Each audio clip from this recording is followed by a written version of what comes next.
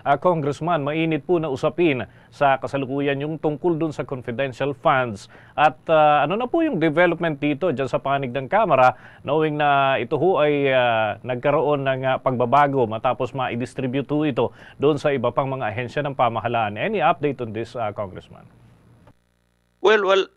So far, yung ating proseso ng budget ay okay naman. Nag-meeting na yung small committee and we're ready to print and transmit the House General Appropriations Bill to the Senate.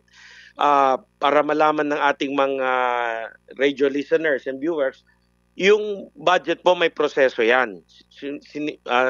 It starts with the transmitting of the National Expenditure Program from the DBCC, DBM, to the House of Representatives. Na-transmit po yan ng Executive Department ng Malacanang. And sa proseso pong iyon, yung House Committee on Appropriation calls for a committee hearing for the budget briefing and the budget deliberation on the proposed 2024 national budget. At lumabas po sa hearing ng budget for the proposed 2024 fiscal year, sinabi po kasi ng Office of the Vice President during the deliberation na hindi na daw nila kailangan yung budget and they can live without it. Tapos meron rin po tayong mga ibang departamento at ahensya na nagsabi na kailangan nila during the budget briefing of the Committee on Appropriations.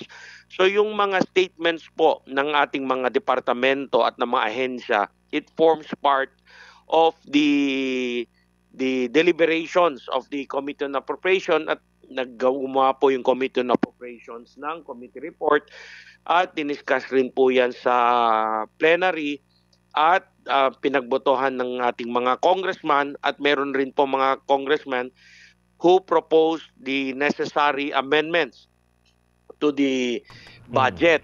So yung OVP ay nabawasan, pero hindi lang naman OVP.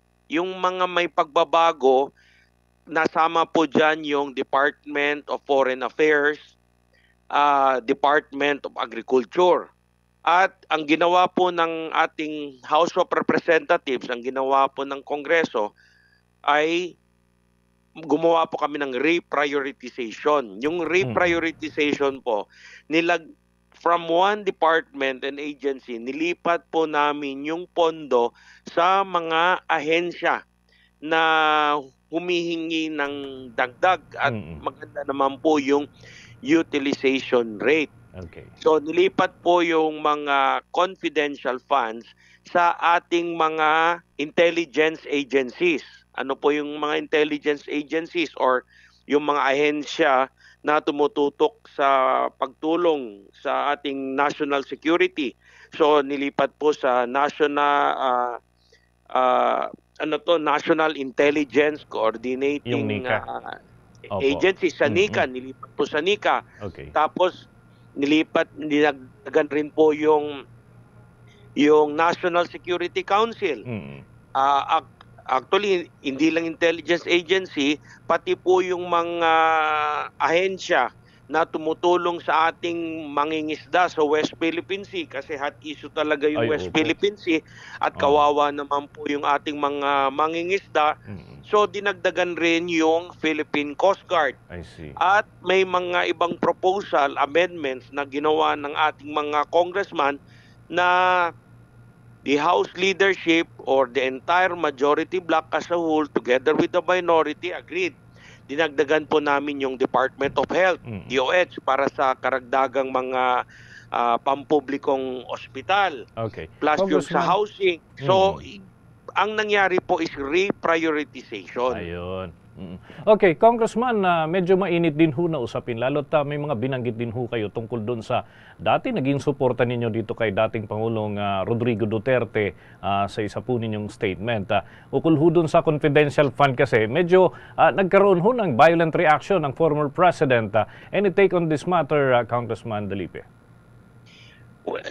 Actually, nagulat kami bakit ganun yung naging pahayag niya, at nalulungkot kami sa mga pahayag niya na inisyo doon sa isang istasyon. Everyone knows that the budget is always being reviewed by the House of Representatives. Nasa Constitution po natin yan. Maski yung budget po ng Office of the President, maski nung Pangulo siya, nire-review po yan at dinideliberate ng House of Representatives. Any appropriation measure will emanate from the House of Representatives. Yan po ang nakalagay sa ating konstitusyon.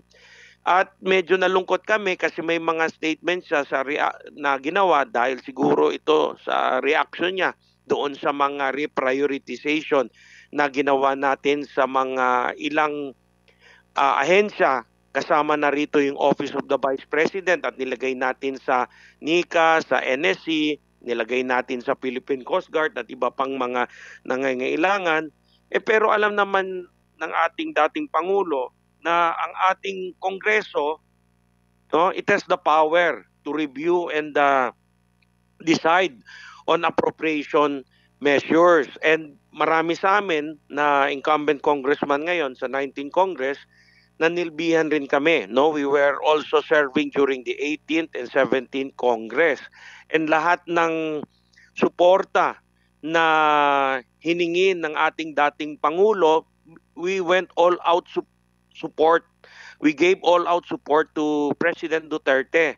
Kasi naniniwala kami na kailangan magkaisa kami, especially nung panahon ng pandemic, kung anong kailangan na legislative agenda na kailangan ipasa na hinihingi ng dating Pangulong Duterte, sinuportahan po namin siya. At yung House of Representatives was never remiss in supporting his administration. So partner po kami. We are partners. Kaya lang nagulat kami sa mga recent statement niya na bakit ganun kababa yung tingin niya sa amin? Partner niya kami. 17 Congress, 18 Congress. Lahat ng tulong kailangan niya, sinuportahan po namin siya kasi ang pananaw namin, we are his partner. The House of Representatives is the partner of the President. And through all those 2 terms in Congress, 17 and 18 Congress, we were never remiss in giving our all-out support to him. And never namin na, wala naman kami narinig na ganun yung mga statement na inisyo niya ngayon. Wala naman sinasabi siya dati na may kailangan kaming baguhin o kailangan ayusin. Wala naman eh. So kaya lang nagulat kami at nalulungkot kami sa mga inisyo niyang statement, and we take exception to that. His accusations are baseless. Lahat ng congressman, 312 congressman ngayon sa 19 Congress can attest that lahat naman kami nagre-report kung anong kailangan ng Commission on Audit. Nire-report ng bawat congressman, bawat isang representante, whether it is a congressional district or a party list representative, lahat po kami hindi exempted sa mga hinihingi ng COA. So, kung titingnan nga po natin, nung inisyo niya yung statement, nakipag-ugnayan kami agad sa aming House Secretary General at nagtanong agad kami, bakit nag-issue ng ganong statement si President, dating Pangulong Duterte? Meron bang mga membro tayo? May COA audit observation ba?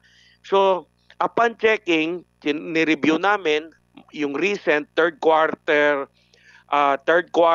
COA audit statement. Wala pong notice of suspension, wala pong notice of disallowance, wala pong notice of charge ang House of Representatives. At yung sinasabi niyang intelligence fund, wala naman talagang intelligence fund ang House of Representatives. At yung akusasyon na yung may 1.6 billion pesos na ang insinuation nga ay napupunta lang sa kay House Speaker Ferdinand Martin Romualdez, hindi po totoo yan. Alam ng lahat ng congressman, yung 1.6 billion ay pinaghahati-hatian equally to all members for their operation.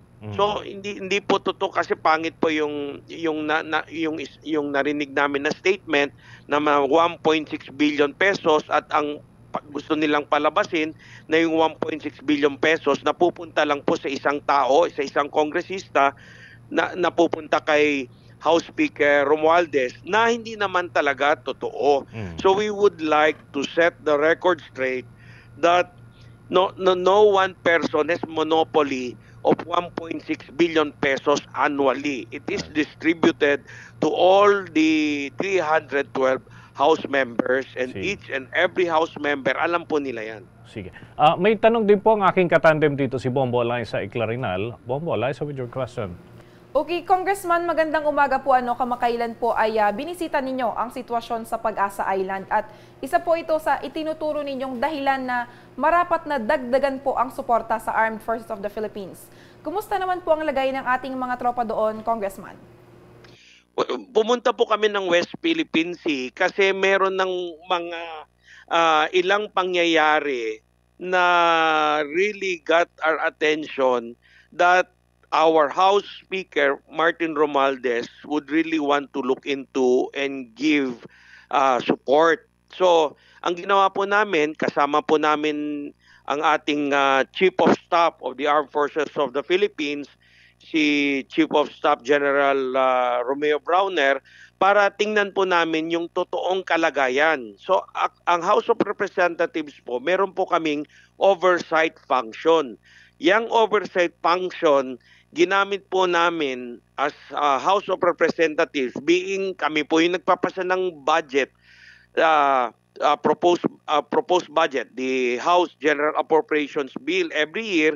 Gusto po naming personal na makita yung kalagayan ng ating mga tropa doon sa West Philippine Sea, yung kalagayan ng ating mga fisherman at yung mga iba pa nating mga fellow Filipinos doon. So we personally went there at totoo nga na kailangan ng suporta yung mga ating Philippine Air Force, yung ating Philippine Navy, yung ating Philippine Coast Guard at yung mga iba pang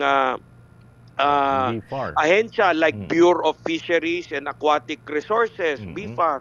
So, plus yung mga reklamo pa ng mga mangingisda natin na parati silang hinaharas ng ibang mga barko na taga ibang bansa ng Chinese Coast Guard at ng mga ibang barko diyan. So, binigyan po namin yan ng kaukulang pansin at doon po nagdesisyon ang House of Representatives to really prioritize some of the proposed funds for 2024. So nilagay po namin sa mapa ng budget process yung West Philippine Sea. So kailangan po natin dagdagan, pangit na masama po ba yun? Hindi naman. 'Di ba? Kailangan natin bigyan ng additional support ang ating West Philippine Sea. So nandiyan po Philippine Coast Guard, nandyan po yung suporta na ibibigay natin sa Philippine Navy at sa Philippine Air Force at iba pang Bureau of BFAR at iba pang maehensya. Okay. With that, maraming salamat po, Congressman. At least nalinawan po tayo doon sa mga issue. And of course, nakabigay din ho kayo ng tugon doon sa mga naging pahayag ni former President Rodrigo Duterte.